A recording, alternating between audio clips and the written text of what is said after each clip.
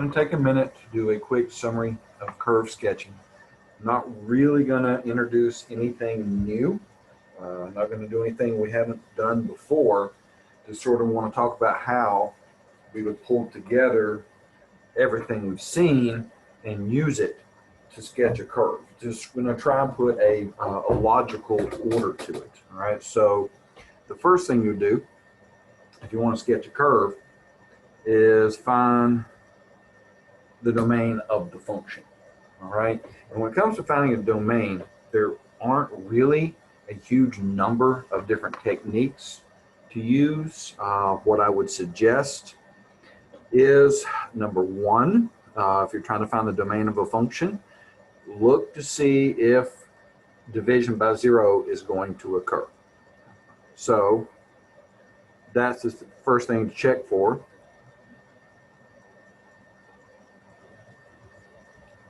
Because if that's possible, if that could occur, if there's a fraction in there with variables in the denominator, and there are values of the variable that you could plug in to create division by zero, you want to make sure you remember to remove those values from any potential domains.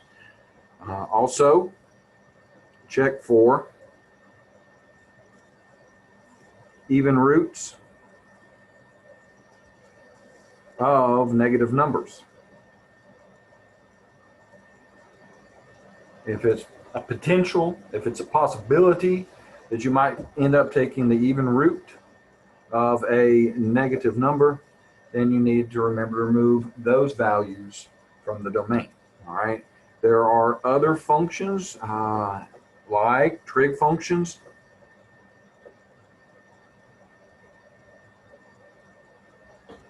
and others, the list too long to even go into, that have specific domains.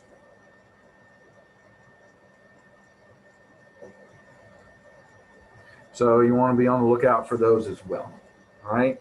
Next thing to look for are intercepts. Of course, they're talking about x and y intercepts.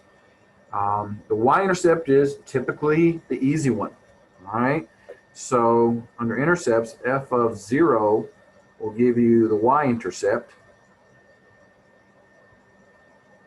And setting f of x equal to 0, that's how you get the x-intercept.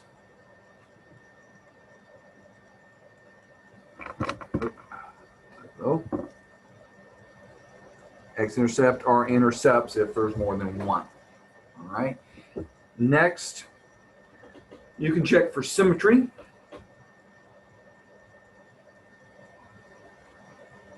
All right. And under symmetry, notice that if f of x is equal to f of opposite of x, then you have what's known as an even function. And with your even functions, you're going to have y-axis symmetry. All right. On the other hand, if f of opposite of x is the opposite of f of x, you have an odd function. And with your odd function, you're going to have what's known as origin symmetry. All right. Now, in the past, you've studied x-axis symmetry, but that doesn't come up when you're sketching a function, because if you have x-axis symmetry, then you're not a function because you're failing the vertical line test. The next thing to check for would be asymptotes.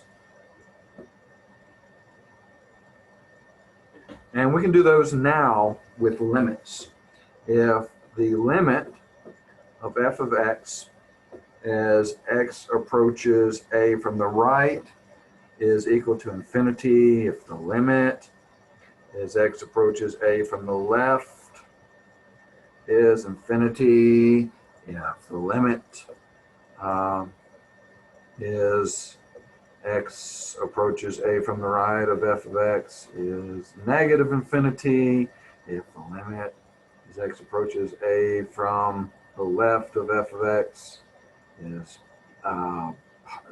negative infinity, Now, if you get infinities as you're approaching a number from the left or the right, then you need to be on the lookout for vertical asymptotes. Now, with horizontal asymptotes, with the horizontals, if the limit of f of x as x approaches a from the, oops, no, not a, sorry, as x approaches either positive or negative infinity, all right, as you approach positive or negative infinity, if you're getting an actual limit value out of that, then you could be looking at a horizontal asymptote. All right. So moving into some of the things we've done more recently, the next thing you could look at is going to be intervals of increase or decrease, and that's all going to be about the first derivative. All right, the best way to do that is with the first derivative. You're also going to be looking at, can I get out of order here? Nope, I'm in order. Also going to be looking at, with not just intervals of increase and decrease, you're going to be looking at local maxes or mins. And again, you can do that with the first derivative. When you look at concavity and inflection points,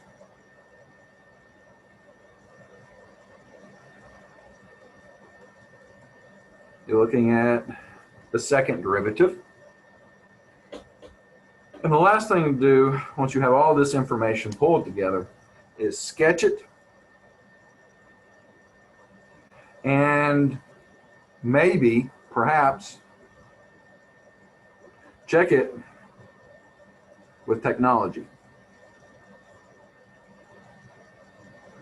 In other words, your derivatives and your calculus and your odd and even tests can tell you a lot about the function, maybe little details that won't be easily visible on something like a TI-84, but it's also a good idea, once you've done everything you can by hand, to follow up with the TI calculator or maybe some other graphing technology.